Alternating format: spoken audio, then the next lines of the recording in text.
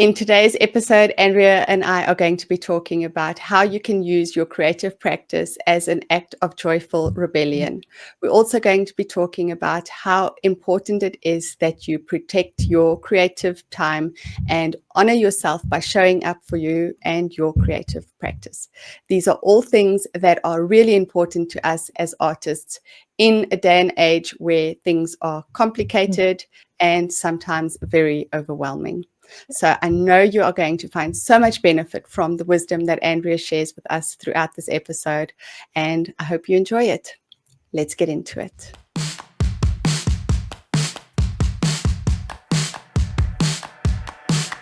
Gotta get messy and show the world you growing as an artist. And you're free to be yourself. You got a dream, you need to start it. Stick together. Get messy says you're formally invited to a community where you can find people that spark the feel of excitement. Too many art supplies, not enough time. Know it's tough, and so you must find a way to feel some connection. We got a lot of people with the same kind, a great mind. We here for you, a platform so we can hear your views. Time's yours, forget chores. I know you bored of them same rules.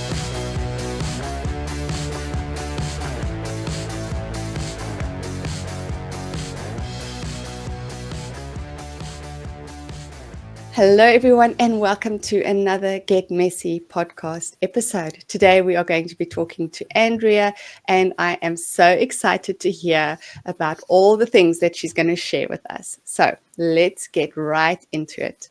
Andrea, thank you so much for saying yes, for joining me today for the podcast. Yes. Do you want to maybe tell everyone who you are and where you're located? Yes. Thank you for having me. My name is Andrea Okeson, and I am a mixed media artist. I live in the Twin Cities in Minnesota, United States, and I work full-time actually in interior design.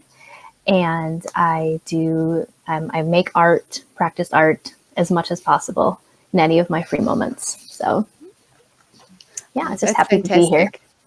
Yeah, I love that you have a creative job that is separate to your art making practice.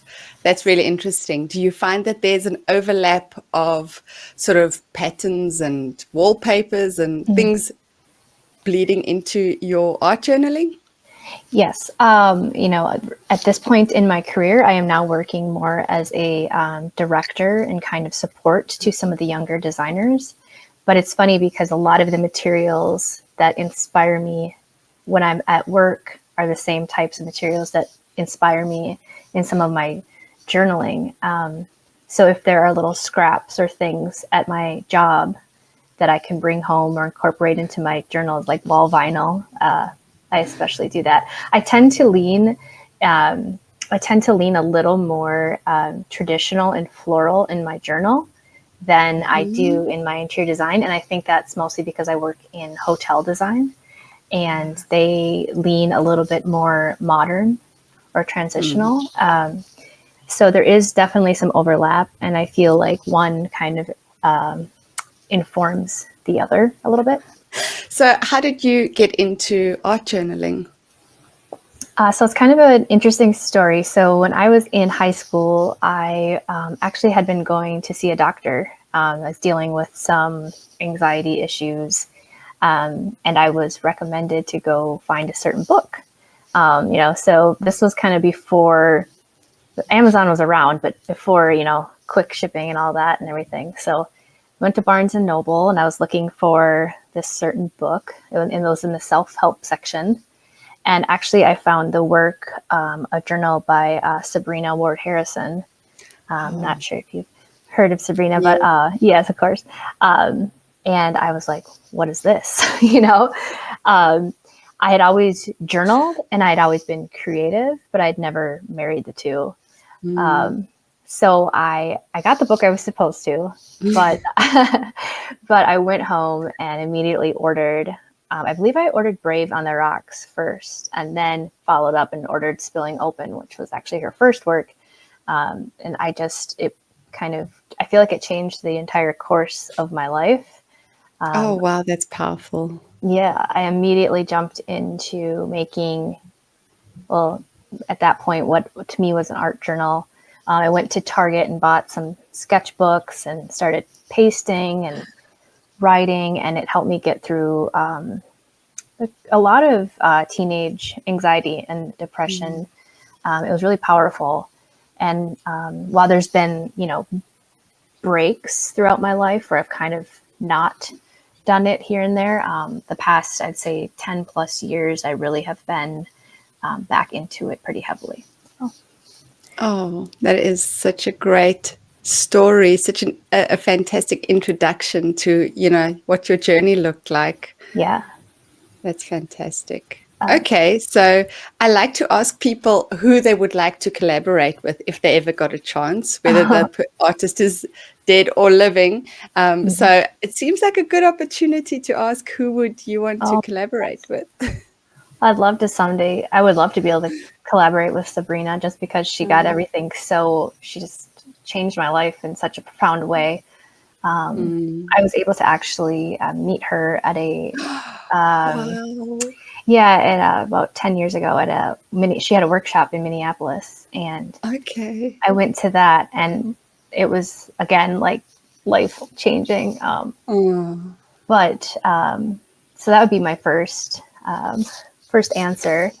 Yes. If I'm thinking of someone like one of the masters, I'd probably go with Monet. I love his work. So, but yeah, there's so many artists that inspire me. It's just really hard to, especially with Instagram and everything. It's like, oh my gosh, I could, there's so many I could go with.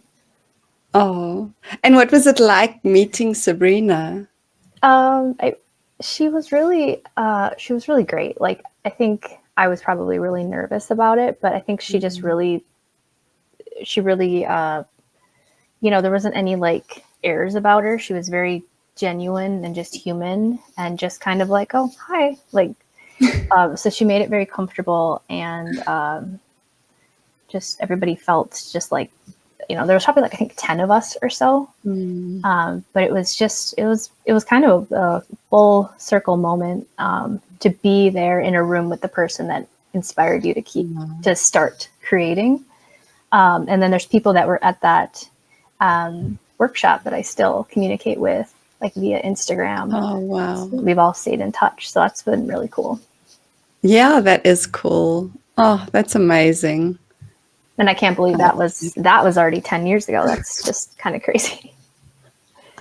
I know. It's we were in the car this morning, and the kids were talking about, lockdown, and how old were you when lockdown happened? They were asking each other, how old were you when lockdown happened? And, and I was like, that was 4 years ago, because the way they were talking, it was as though it had happened like a year ago, Yeah. and to say to them, that actually started 4 years ago, it was, you could see on their faces, they were like, wow.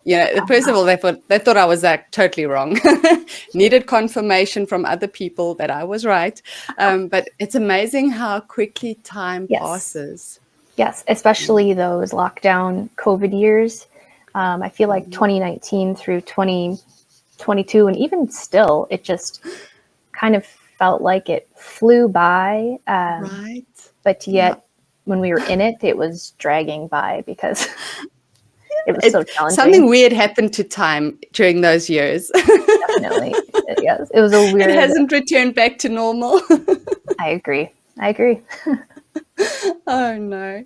Okay, so do you want to maybe tell us about what your current art practice looks like? Especially, it's quite interesting to talk to someone who has something else that they have to do, and sort of, so art and work life are having to sort of balance each other. And I think there are a lot of artists out there who are in the same boat as you are, right? That don't have the luxury of being able to say, I wake up every morning and then I just stumble into the studio. Life's happening.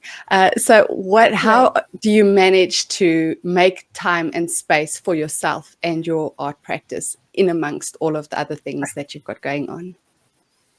Yeah, I would say that's probably my biggest challenge. Not just the time available, but making sure the time available matches with my energy levels, feeling inspired, feeling like I'm at a place where I can create. I do have a desk in our apartment, and where I do a lot of my smaller journal work. I'm super lucky that I have a studio space that I go to where I can create larger pieces.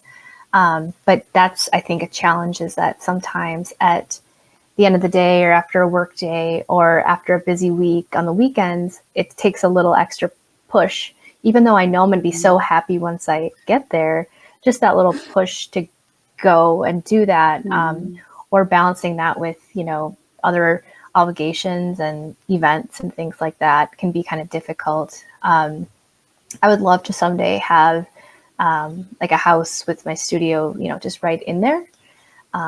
So it's kind of a back and forth. I try to remember that even if I can only do 15 or 30 minutes, it's still good and it's still worth it. I used to think I needed a whole day to be able to go and do art. And now I try to just sneak it in here and there, do a couple layers, go and do the laundry, do a couple layers, do something else. Right. Yep. Which I think is probably how a lot of people go about it. Especially if you're raising children too, I'm sure that it's the same story, that you just have little pockets of time. And so just remembering that those add up and that they matter is something that has taken time for me to realize that those little bits, it's okay if that's all you have, just to use the time that you have.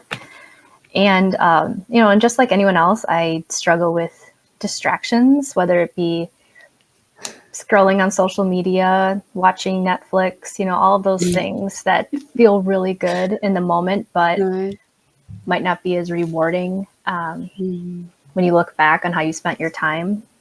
So I just think, time management.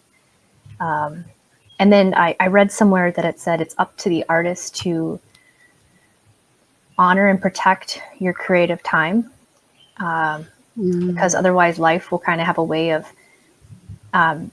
filling it up, or not taking it from you, but it's amazing that you can look back and think, oh, I just sat and did whatever for an hour and a half. I could have been doing something that really fulfills me. So yeah, I think it's an ongoing battle for me, just to be quite honest.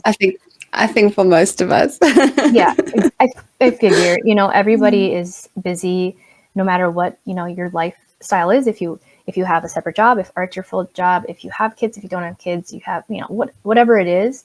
I think we're all just trying to keep everything going and keep juggling all those balls and keep them all in the air. And, and then just honoring the fact that sometimes, even if I have the time, if I need like a break, like that's okay. Not forcing it too much, because I think that that's going to lead to frustration in the studio. So just trying to have grace with myself. And everything that goes with that. So but trying to get as much art in as possible. Okay, so I've written down here, and I think it's an insight that you've given me is it's like empty calories, right? That scrolling and the Netflix, and it's sometimes it helps to just sort of deaden all the noise that's around you, to just sit there and just mindlessly scroll. Yes. But as you're saying, once you've got yourself in the process of creating, it's so much more rewarding. It's like the good calories, right? The ones that really count. Those are the ones that we need. So it's easy to reach for the empty calories, but yes, exactly. It's important for us to and again, it comes back to that thing of balance, right? Like, when do you need to push a little harder to get yourself into creating, and when do you need to realize, you know what, I just need to give myself some space and time to just unwind and do something mindless, because that's needed too. As you were saying, like, sometimes you just need to lie on the couch and do nothing. That is what you need. So you've got to sort of find the balance between when do I need a push and when do I need to just let go and give myself some space. And I think that's really hard. I think we all struggle with that in modern life. It's so go, go, go. We're all so busy. We're all so connected, that almost like not looking at your phone or just taking time to do nothing feels almost just like not wrong, but you know what I mean? Like I should Yeah. be doing something. Yes. So even Yeah. just, yeah, I try to practice, like digital, just like taking time. And it's just so Yeah. hard because you're, Like a digital detox, I think it yeah, is, yeah, right? yeah. And it's so hard because then I'll be like, oh, I forgot to, for like just an example, like, oh, when am I doing the podcast again? Okay, let me quick check. Well, then it's like, okay, Yes. then I'm back on my Gmail, then I'm back on my Instagram. Then it's just, all of that. Yeah. But I that's just get kind of that. modern life, I think. Yes. Yeah. And it's difficult to realize when is it, like, because it's normal, it's become so normal for us, right, to have our phones and to be on our phones, but to realize, like, is this uh, am I taking it too far, or is Hmm. this necessary? Again, that there's this constant push and pull between, am I being too hard on myself by saying, like, you've spent too much time doing nothing Yes, and now it's time to go and force yourself to do something? Or is it okay to be lying there and doing nothing? I think I that know. is a whole other topic where you're like, Yep. am I feeling guilty because I'm not doing anything? And is that why I'm feeling like I have to go do something? Yeah, I it's know a rabbit hole that we can go down, for right? sure. But I love the idea, and I love that you use the words pockets of time, because that Yeah. is, whenever I'm creating, and especially when I'm doing classes, I'm always reminding people, use pockets of time, because that's Yes. how I create. Because, like you say, do a load of laundry, put some laundry in, come back, do another layer, let it dry. Then you've got to go and Yep. do something else. So I have had to also learn to work in those pockets of time, because I think, especially if you're new to art journaling and so you're watching classes, it feels as though that page has come together in one sitting, right? Because it's in Mm, one video. And yes. so I think a lot of us feel this is how you need to create. You need to All right. dedicate a whole day or a whole morning or whatever it is to making this art journal spread. Right. But even when you're filming, you are doing it in pockets of time, Yeah, right? exactly. So Exactly. I always remind people, like, use those small moments, do little bits at a time. And it's amazing how it adds up to something. Before you even know it, you've got a spread in front of you. It might have taken a few days, might have Yeah. taken a few weeks, but every little bit that you do adds up in the end. Yeah, exactly. Yeah. Mm. There's one of my Instagram friends or people I follow. Her name is Emily. She's Quiet Noticing on Instagram, and I always admired that she would say, "Oh, I went back and reworked this page," or "I took this page out and made it and added it to this bigger collage." And I was like, Mhm. "Wait, you can do that? You can you can take pages out of your book?" And then I'm like, "Well, of course you can. You can do anything. It's yours." But just those different ways of looking at art journaling, I think, can really inspire different things and just allow you to let go a little bit, not take it so seriously, just enjoy. Mm. Yes, yeah. So do you want to talk to us a little bit about, you've touched on it now, so I'm quite interested to hear you talk a bit more about how your practice has been able to evolve over time. Yeah. I think like anybody, when I first really got into art journaling, I was probably emulating other artists, whether or not I realized it. Just trying things out. I took a lot Mm. of online courses, had a hard time finishing them because that's just how I am. But I think just over time, I would consider myself an intuitive artist. I don't go into anything with, I don't typically go into anything with a preconceived idea of what I want to create, and really just honoring that and letting things evolve over time, taking things from my life, whether it be, receipts or, like I said earlier, little bits from work of wallpaper, just honoring where I am in that time and really just creating what feels good at the moment. There are times, when I have like shows at my studio, like open studios, things like that, that I will go in and create, specific collections for people to come and see, like, this is a fall collection and, things like that. But when it comes to my own work, I just really try to honor what I need that day. And it's kind of like therapy for me. So just trusting my gut, pulling papers that feel right at the moment, pulling colors that speak to how I'm feeling, and just kind of letting the process go. And that in itself has been a learning journey to just trust the process and trust yourself, trust your eye, not overthink. Should I use this? Should I not? And I just try to, when I'm in my art journal, I try to lay things down without second guessing. I feel like there are so many things in life, and in my day job, where you really need to double check everything and make sure everything lines up. And I try to take a break from that within my art journal and just trust my gut and just kind of go with it. So I'm not sure if that answered the question about Absolutely. yes, Absolutely. but yeah, I just really try to honor how I'm feeling in that moment, which can be a struggle, because if someone says, hey, I really like that page, or I really like this painting you made at this one time, could you make me something like that? And I'll say, I can try. But it wasn't pre-planned. Yeah.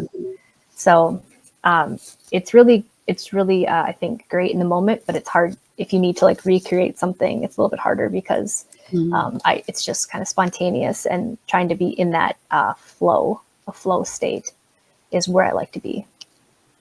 Yeah. Oh, that is magical. I love that you would struggle to recreate something, right? Because that shows that it's very much, as you're saying, you're an intuitive artist. So there's so much that influences how that page looks, that recreating it's near impossible, because there's emotions, and there's, the pieces that you've chosen, and the colors, and so much that goes into creating a spread that is not pre-planned and sort of drawn out ahead of time. For sure. I mean, honestly, kind of speaking to the get messy theme, honestly, it could be something like, well, this was the closest scrap next to me when I was on my desk. So it made it in there. Oh, this is nice. Okay. So. And do you often create pieces outside of your journal spread, like collage papers and things like that? Have you got a practice almost where you're creating bits and pieces that you can include later on in your journal? Yeah. So I really got inspired. I would say maybe, I don't know, what is time? 6 months ago, a year ago, I don't remember. I got a jelly plate, and I was so inspired. And so a lot of times I'll just do creations on there, and then later incorporate those pages. Other days, say there is something I want to watch on TV, I'll sit out in the living room with a big pad of watercolor paper and just kind of mindlessly do a lot of swatches or flowers, and then I'll cut those pages up later and bring them back in. And I do create things just on separate pieces of paper. But when it comes to my journal, I will sometimes create things that I know I'll probably cut up later and bring in. But then a lot of what I use is just like receipts and things, from everyday life. So. Yeah, that's so good, is incorporating bits of life into your journals. There's something satisfying. It sounds crazy to say adding a receipt into your page can be satisfying, but it really is. It is. It's crazy. I get it. The other thing that I love is the transformation of, especially like you were saying with the swatches or the watercolor flowers, once you cut them out, it's as though they transform. I don't know if you've experienced that, but having them off a page and that little white border that they have, it somehow makes them seem 1,000 times more professional than they looked when they were all together on the page. That's a really, really cool way of looking at it. They kind of become something new. Right? I find it so satisfying to cut them out, because I know I just, when I look at them, I'm like, oh my goodness, I didn't know how beautiful you were until I saw you on your own. Yes. And then I like to take those elements and I heard another artist call it this, like audition, like put them in different spots around the page. I really like that process, just to see what feels good. And And then sometimes it'll hit a certain spot on the page if there's a different color, and you're like, oh, that's exactly where it needs to be. So I love that process. Yeah. Yeah, that is, it's so amazing to see how those pieces change just by putting them in a different colored background Yep. or something that's very patterned as opposed to something that's solid. And sometimes a piece just like drifts around for Mm-hmm. months. Oh, And yeah. one day, one day it hits that sweet spot and it's like, Yes. this is what you've been waiting for. And you're like, okay, now I know why you Yeah. took your time. Now I know why I held on to this little piece. And this is the Yeah. perfect match. And just trusting that timing of everything, I think is part of it. But it's really magical when it all comes together. Yeah, it is. I've had people in comments say before that, especially newbies are saying they struggling with how long it takes them to finish a page because they're not sure, should they add something, shouldn't they add something, are they going to take it too far?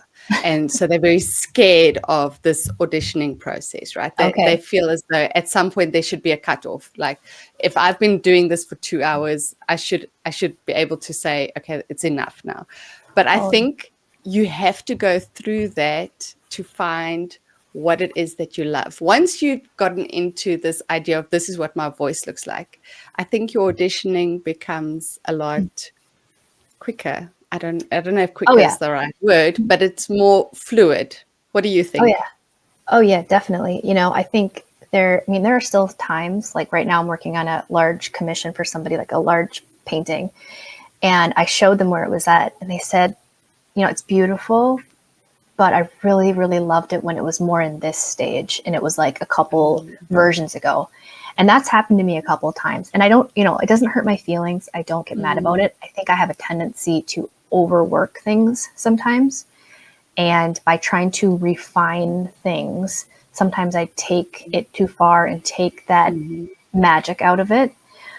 But you don't know your own process. You don't know how long you take in the beginning.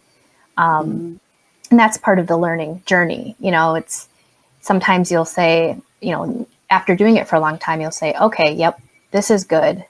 And I know I don't want to push it any further because I've done that so many times, just the learning, Yeah. just and trial and error. It just takes a long time.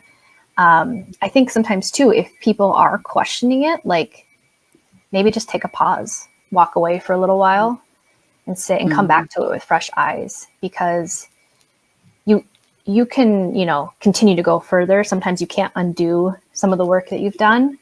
So I just think finding that balance and maybe just stepping away for a couple hours or whatever, you can come back and say, okay, it's done, or I want to take it further. Right. Yeah. And it's just a journal. So you could do a page where you stop before you think you're done. Mm-hmm. And the next page, you can go past that point and say, okay, well, I'm going to push it a bit further. Mm-hmm. And then you can compare the two and say, which one do I like more? Did I like it when I stopped before I felt I was ready to? Yep.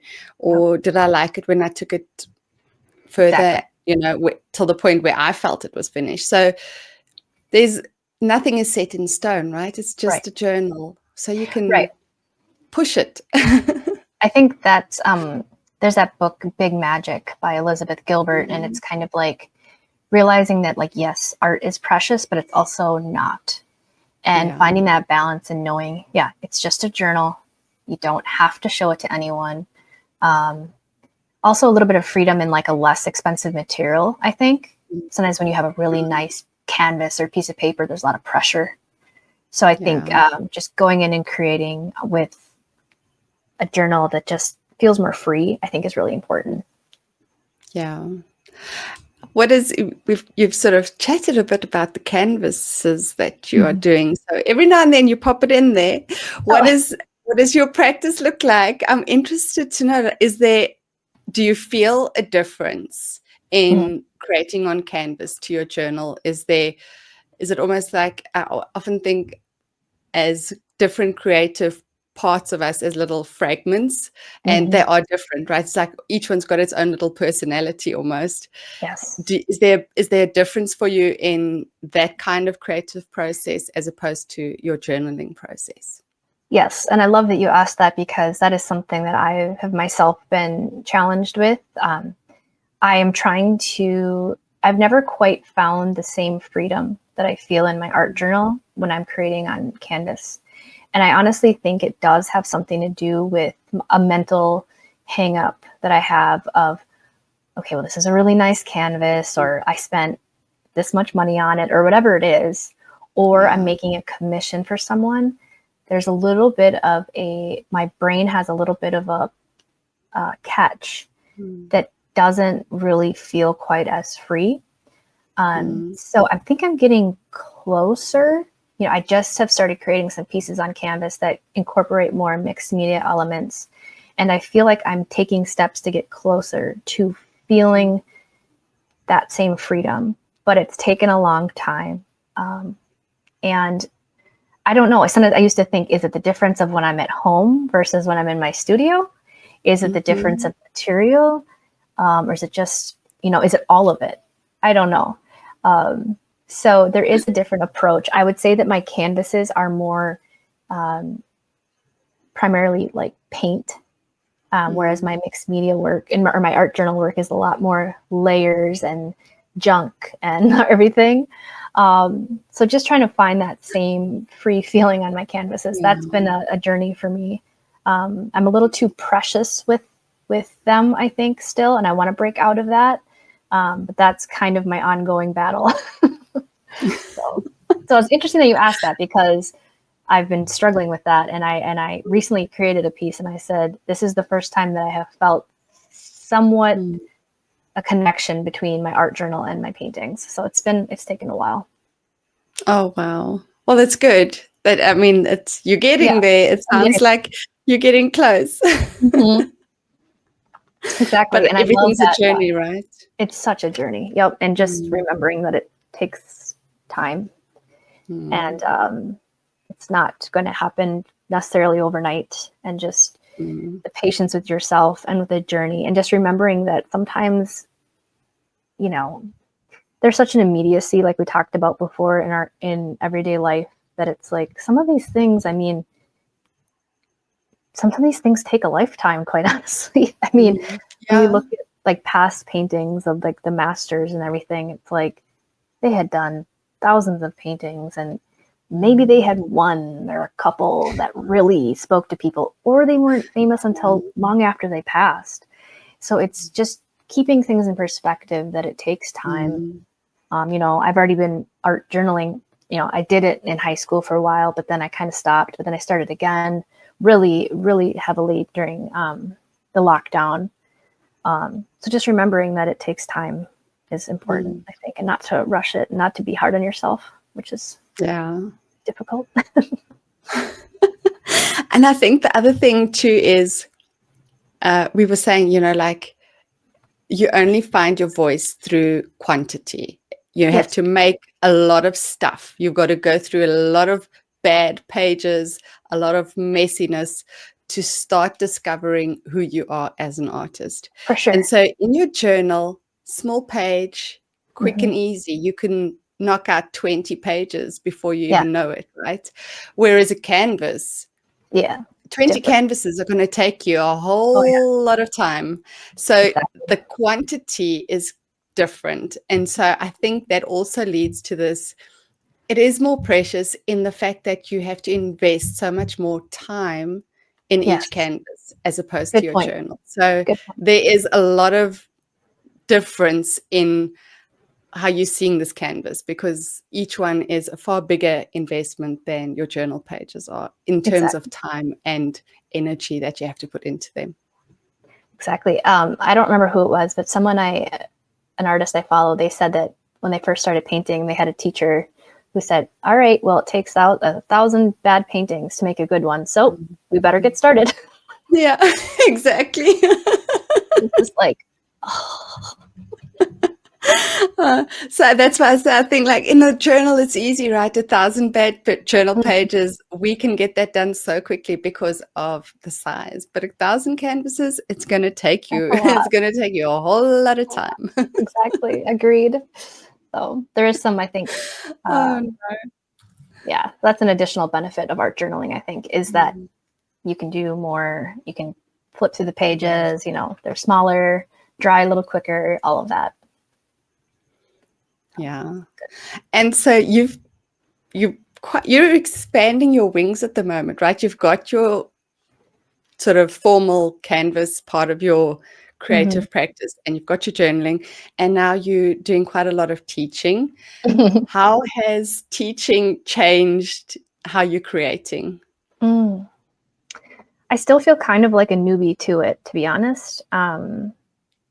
So I would say that this past year has been the busiest for me, just getting ready for 2025. I felt very lucky and blessed to be selected by a couple of different amazing platforms to be part of their teaching. But um, that's been a learning process for me, not just the technology part, all the things you need to hold your phone and your lights and all of that.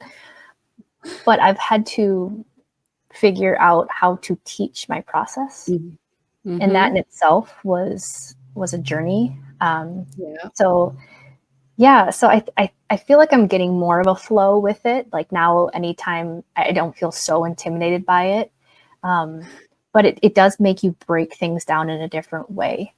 And how can I break this down so other people understand what I'm talking about? So that was a process. I do feel, like I said, I do feel like I kind of have it down now.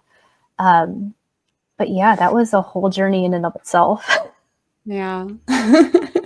Yeah, and then doing things like this and just being comfortable with your face on screen and Mm. talking and just being comfortable with yourself. I'm sure you know what I'm talking about. All of that. So Yep. Yeah, I was saying to someone yesterday, like it's a whole we so used to our hands moving around on a screen, right? So the minute somebody's like, okay, well now you've got to face the camera and talk, it's like your brain does the somersault. Like, what do you yes, mean? My yes, face? Can I talk with my hands? How yeah, about that? yeah. I do feel like it was almost like when I see like musicians and when there's like someone who is drumming and singing at the same time. Mm. I felt like that. I tried to do like a 2 camera setup for one of my courses, and I wasn't able to make it work. Like, I Yeah. don't know. I would just like, I don't know, just being on like this way and looking down. It gave me a whole new level of appreciation and respect for all of these courses out there because it's hard. I mean, one of my classes, I think I re-recorded maybe 3 or 4 times because it was like, oh, the lighting was off there, or I had like a cold and I kept sniffing. And I'm like, I can't have that. I can't have sniffing every 5 seconds. That's horrible. So I never knew how much went into it until I did it, and that's most things. Mhm. But it's been a really cool experience, and it's so rewarding when other people seeing Mm. someone create something after they watched your course or saw a piece of yours is it still blows my mind that like anyone would want to do that and then does that, and it's like just feeling that connection with people is really special. Yeah. And it makes all the editing and the recording so worth it because the reward for me is always seeing the amazing art that gets created in response to what you've put out into the Yes, world. It's it's very just inspiring. so exactly right. Mhm. It's like a loop. You put Yes, out your class to inspire others, and when they respond to it, it inspires you again. yeah, you're like, oh, I like what you did. Yeah. It happens. And I love that about art. I love that it's a cycle. I love that art inspires art. The more Mm, one of us makes, the more we're all going to make, yeah. ideally. And so yeah, it's been a whole new level for me, and it's kind of made me be more comfortable in my own practice. And if you Mhm. teach something, you have to make sure you know it. Mm. It's Yep. like wait, do I know this? Do I know what I'm talking about? So, and then I would be, creating and kind of talking as I'm creating, and kind of almost have like discoveries as I'm doing it. Mhm. Like, oh, wow, I wasn't expecting that to happen. I really like it. Let's go with it. And then that's how you come up with new techniques. So, yeah, I've just been very grateful for all these opportunities I've had this year. It's been really, really fun. Yeah, I have found that teaching definitely has grown my creative practice because, as you say, you're questioning yourself, your process, Yeah. and your whole thought pattern a lot more deeply because you're having to verbalize it, Yes. you're having to demonstrate it. And so it definitely helps you to go deeper in your own practice. Yes. So I would say to anybody who has wanted to or has just thought about teaching and like, no, that's too scary. I always say, go for it Go for it. because it expands your own practice so much more. Oh, yeah. Yeah. When Mm. I think the first time I did a teaching was 2021. And I said, yes, I would do it. And I think I had like a year to figure it out, but I was like, I'm just going to say yes and figure it out later. And I did, and it was hard, but you just got to go for it. So that's what I would say to anyone. Just go for it. Mm. Oh, fantastic. And other than that, what advice would you give to someone who is maybe wanting to start journaling or they have just started Mm-hmm. and they're not quite feeling Mm-hmm. 100% sure on the direction or, Mm-hmm. what their Yeah, practice should be looking like? What advice would you give them? I think it goes back to what we were speaking about before, just making the work. The more you make, the more you know what you like, what you dislike. Also, I think paying close attention to what moves you. When I very first started painting, I thought I had to paint with certain colors just because that was what the set had. And then I discovered other artists where I was like, oh, well, I really love like pink. Why am I not painting with pink? Just paying attention to what you want to say, what you want your art to look like, and looking at other people's art, looking at what about it really moves you. Is it the colors? Is it the composition? Just paying attention to those types of things, because everything you like about what you see around you, other art, that's going to come through in your own work. So just, paying attention, making mental notes of what inspires you and why, and really just trying to do something, even if it's small, just even if it's not every day, most days, just that's the only way. It's just even it's gonna, I hate to say it, but you might not like what you're making for a while. That's just, Yeah.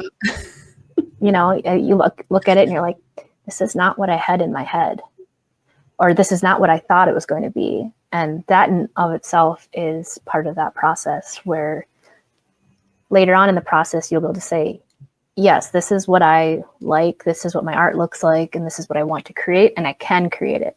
But in the beginning, you might kind of have an idea of what you want to create, but your skills aren't quite there yet. And just pushing through that, and just sticking with it, not giving up right away when it doesn't look how you think it's going to. Just sticking with it, because that's what I would say. Just keep trying, and just think Yeah. about, even if, like I said, even if it's not what you wanted it to look like, think about how it makes you feel. And if it's helping you in your everyday life and you love the process of it, then it's not, wasted time. It's not a waste, because it's enriching your life.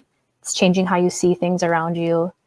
And it's just helping you get through the grind of, just every day. Yeah. Yeah. I think it comes to your why then, right? Like, why are you making this art? If you're doing it because it's helping you feel better, then what it looks like is secondary to how it makes you feel. Exactly. Yeah. Yeah. I think that's definitely important to remember is, and it's easy to get down, I think, sometimes as an artist, if you're trying to, it's great, it's great to sell pieces and have commissions and anything like that. That's all great. But but you can't, I try to remember to not just judge my own fulfillment on that, because that can come and go. Yeah.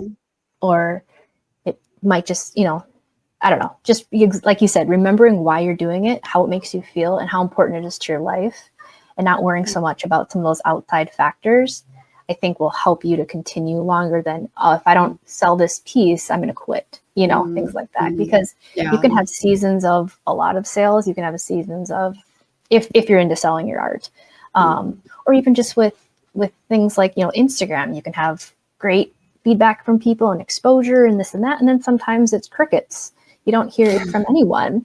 And that's just kind of just pushing through all of that noise and remembering that the active creation itself is a wonderful part of life. And really kind of, for a lot of people, myself included, just like a huge purpose of our lives.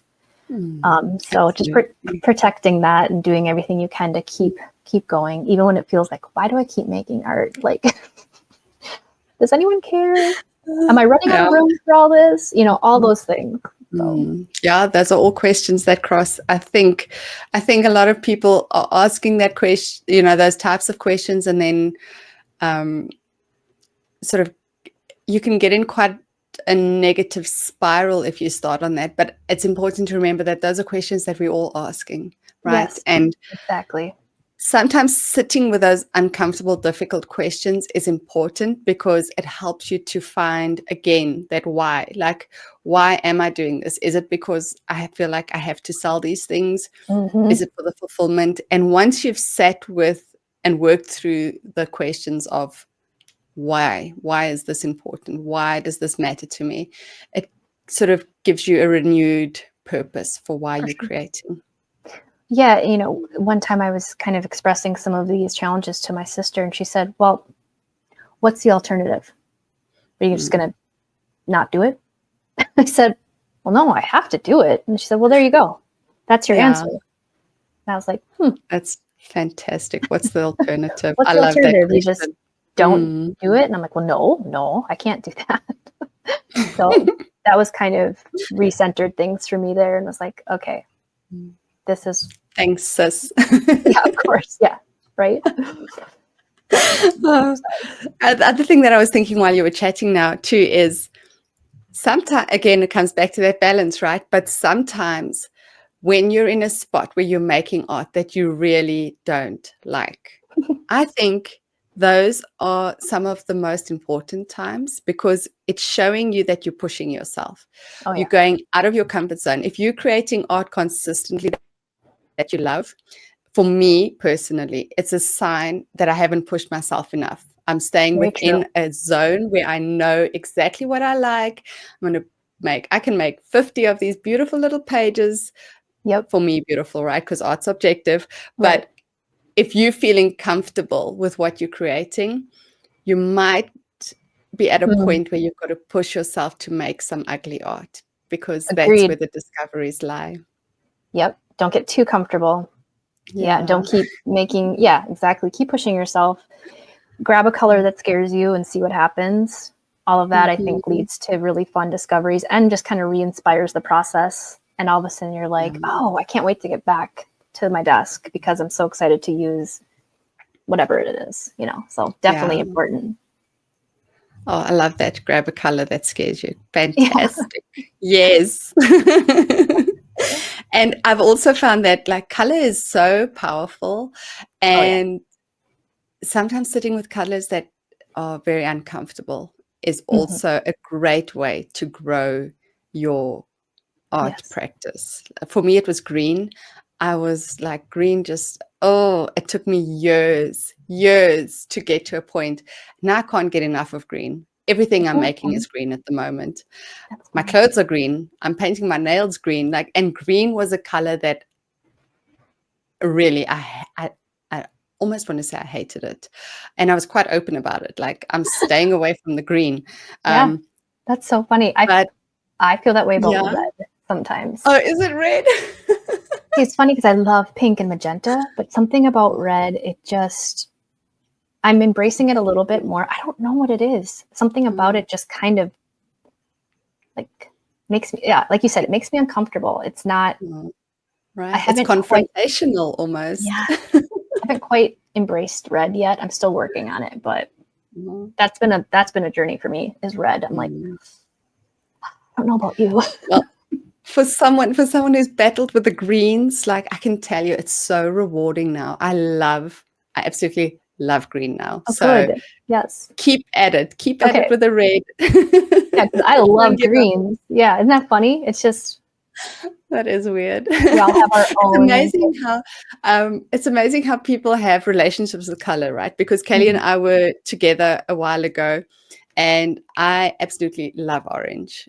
Orange to Yeah, me is just one of the best colors ever. So when she got home, she bought herself an orange pastel and she put it down on the page. And I thought it was fantastic. She sent me a yeah, photo and I was like, that is the best thing you've ever created. And she just said to me, like, I hate it. I hate it. And I'm struggling to cover the orange. It keeps showing up again. It keeps coming through. No matter what I'm putting on top of it, I can see that orange and it's so gross.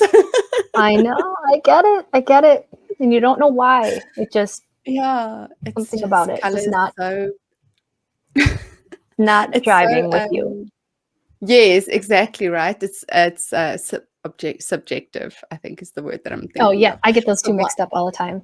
Subjective and so while we're on objective. the topic, yes, right. While we're on the topic of color, which I know this is a difficult question, and it's for like probably for today, the answer would be different tomorrow if I Mm, asked maybe. yeah. What color would you use if you could only choose one color to work with for the rest of your art career? What color would that be? I would probably say like a turquoise blue. Oh.